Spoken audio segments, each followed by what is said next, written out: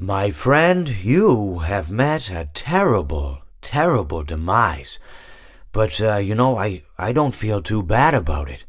After all, if it weren't from me, it would have just been from someone else, you know? I guess what I'm trying to say is life goes on. For everyone else, life goes on, not for you. You're dead. But that's neither here nor there. It reminds me of one summer day in the park. I was having just a delightful picnic with my good friend Orville. And I said to him, Orville, I have a story. And he said to me, what's the significance of the story? And I said to him, Orville, not every story has to have significance, you know? Sometimes a story is just a story.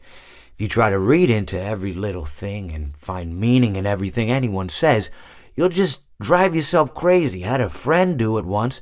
Wasn't pretty. We talked about it for years. And not only that, but you'll likely end up believing something you shouldn't believe and thinking something you shouldn't think, or assuming something you shouldn't assume, you know? Sometimes, I said, a story is just a story. So just be quiet for 1 second of your life and eat your sandwich, okay? Of course, it was only then I realized I'd made sandwiches, and poor Orville was having such difficulty eating it. Elephants have those clumsy hands, you know? Actually, I suppose that's the problem. They don't have hands at all, do they? They're all feet. I couldn't imagine someone asking me to eat a sandwich with my feet. Now, if I recall correctly, there was a bakery nearby. I said to him, Orville, let me go get you some rye bread. Now, I'm unsure if elephants enjoy rye bread, but I assure you that Orville does. Now, this was on a Tuesday, which was good because rye bread was always fresh on Tuesday. They made sourdough bread on Monday and threw it out Wednesday, or rather, they sold it at a discount for people wanting to feed the ducks, and then probably at the end of the day, finally, they threw it all out. I don't recall. I do remember a man who would bring his son to the bakery every Wednesday and then go feed the ducks. He would buy all of the sourdough bread. Of course, you're not supposed to feed the ducks sourdough bread at all. It swells up in their stomach and then they all die. At least that's what I've heard. I never saw any ducks die myself, but I did notice a substantial decrease in the duck population over the course of a few years. I just never thought to stop the man and tell him that he was killing the ducks by feeding them sourdough bread. And if you want my opinion on the matter, and I told Orville this as well, if you want to feed ducks, or birds, or any kind for that matter, it's best to buy seed. I mean, when you think about it, breads of any sort don't occur in nature. They don't grow on trees or spring up from the bushes. I don't think birds know what to do with bread. What was I saying? Oh, yes. So I bought Orville some rye bread. What a fine day it was. It seems that you have met your end. What a pity. I don't feel too bad about it, though. After all, if it weren't me, it would have just been one of the others, I guess. I'm honestly just glad to be out of those air ducts. It's not easy for a hippopotamus to fit up there, and not easy to get down either, and not as young as I used to be, as you can see. I used to be able to do all the sorts of things. You're young, you're vibrant, you have that sort of pep in your step. It reminds me of a conversation I was having with one of my good friends, Orville. We were having a nice picnic one day. I believe it was summer. No, perhaps it was it the fall? Yes, it was the fall because the leaves had turned already. But I said to Orville, I says, Orville, I have a story to tell you. And Orville looked at me, kind of odd and said, what's it about? I said to him, not every story has to be about something, Orville. Sometimes a person just wants to talk. Why does everything have to be a story? I said to him. He just looked at me and he said, well, you said you had a story. And, he was quite right. I did, in fact. I told him I had a story. I suppose if a person just wants to talk, then it's best to not announce that you're telling a story. Telling a story does come with its own pressures and expectations, I suppose. After all, if you're just talking to a friend, and there's no more expectations than if you were talking into the wind. Words by themselves aren't expected to carry, aren't expected to stick. But if you announce you're telling a story, well then, there'd better be a point to it all, No one wants to sit and listen to someone ramble on and on and on with absolutely no end in sight. So, it's good to be mindful that when you tell someone that you're about to tell a story, that you have something to say. Telling someone that you're going to tell them a story is tantamount to asking them to stop what they're doing and pay attention. You're basically saying, hey, buddy, stop everything. Stop what you're thinking. I have a solution to everything. And, well, I didn't really have any story to tell. In hindsight, I probably just misspoke when I said that I had a story. I think it would have just been better to tell Orville that I wanted to tell him something rather than tell him that I had a story. But, even then, it might have put too much importance on the whole thing. Either way, it was quite a nice day. I remember that we were drinking tea. Well, it seems that your journey has ended.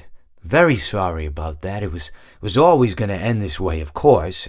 If it weren't by me, it would have just been by some other, terrible thing. Just, you could not imagine how terrible it would be.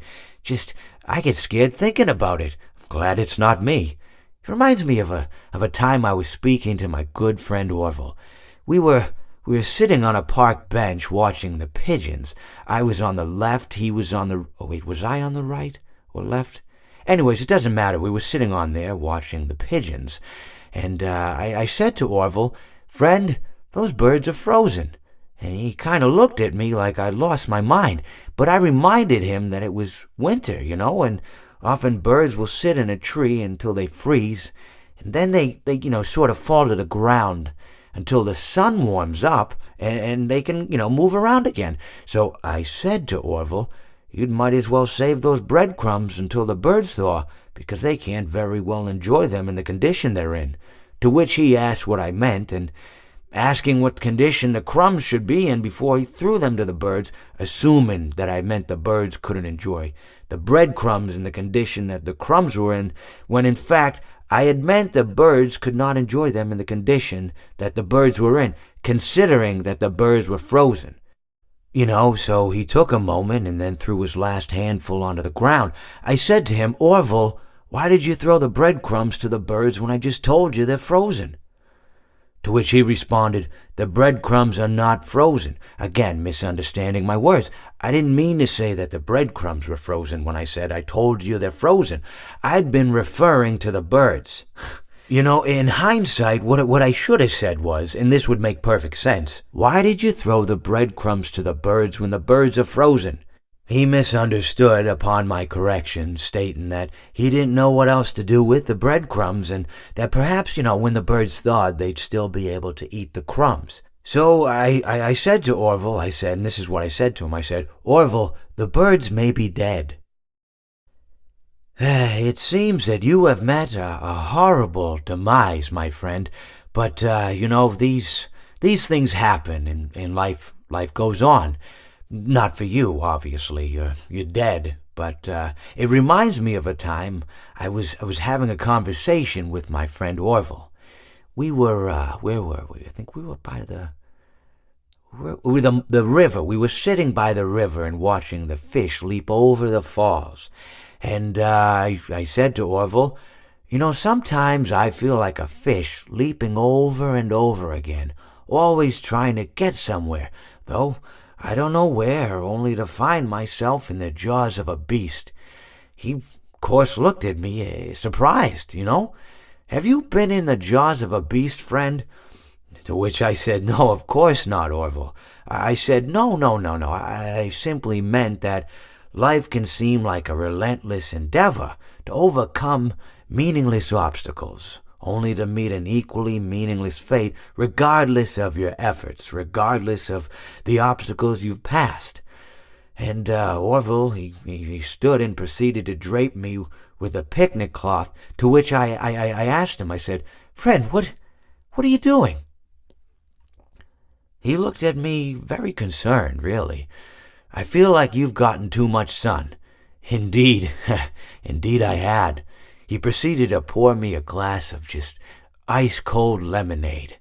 Ooh, you ever mix it with iced tea? You do like a little half lemonade, half... Ooh, it's so... You should try it some... Well, you can't because you're dead. But anyways, so you may be asking yourself, how did I go from sitting by the falls and drinking lemonade to being wedged in the air duct? Not only with Orville, but with an entire assortment of fruity-colored friends.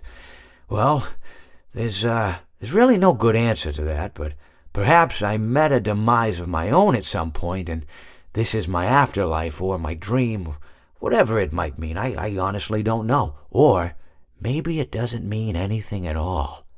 Maybe it doesn't mean anything at